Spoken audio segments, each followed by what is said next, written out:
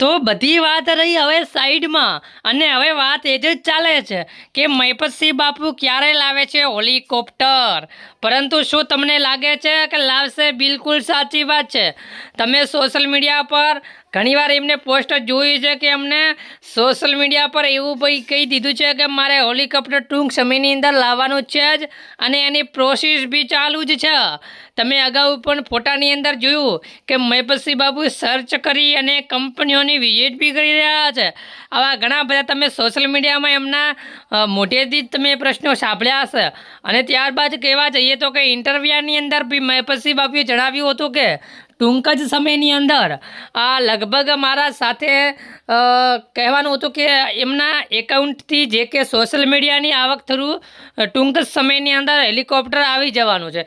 અને ઘણા બધા લોકોનું એવું કેવું છે કે મહિપતસિંહ બાપુ જે બી પૈસા વાપરે છે, મોંઘી મોંઘી કાર ગાડીઓ કે પછી મોજ કરે છે અલગ અલગ રીતે, એ આ બધા જે મહિપતસિંહ ફાઉન્ડેશનના પૈસા છે, અને આ એ થ્રુ દાન થ્રુ પૈસા વાપરે છે. તો આવા ઘણા બધા પ્રશ્નો સામે ઊભા પણ થાય છે.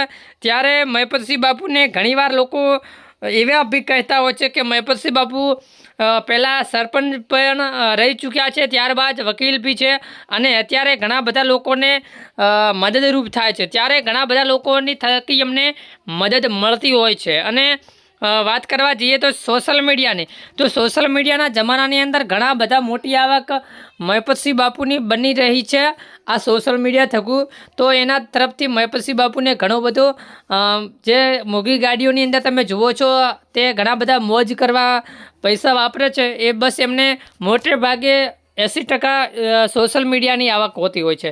તો આમ તો ઘણીવાર લોકોને એવું થતું હોય છે કે મહિપતસિંહ 4 થી 5 હજાર લોકોને મદદરૂપ થાય છે, એ કંઈ સહેલી વાત નથી. બાકી ઘણા બધા લોકો આવું વિચારીને રહી જાય છે કે મારે બી કરવું છે, બાકી કોઈનાથી કંઈ થતું નથી. અત્યારે તમે જોયા હશે ઘણી બધી માર્કેટની અંદર લોકો પડ્યા છે કરોડો અબજો રૂપિયાવાળા, પરંતુ એને કોઈએ આવી રીતે વિચારતા જ નથી કે હું કોઈ લોકોને એક નાનકડી બી મદદ કરું. આટલા બધા લોકોની વાત તો સાઈડ મારી કે હજારો લોકોને ખાવા પીવાનું ને પૂરે એને મદદ કરાવી, તો પરંતુ એક નાનકડી બી મદદ કોઈ કરતો નથી. અને અત્યારે ઘણા બધા નેતાઓ, રાજકીયો આગેવાનો તેમજ ઘણા બધા કરોડો રૂપિયાના માલિકો પડ્યા છે, પરંતુ કોઈને કંઈ ફરક પડતો નથી. અને જ્યારે ત્યારે બાપુ ઘણા બધા લોકોને સાચવે છે. એમની અંદર ઘણા બધા બાળકો છે, અને 4 થી 5 હજાર જેટલા લોકો મહિપતસિંહ બાપુ એક એમને બધાને સાચવીને રહ્યા છે.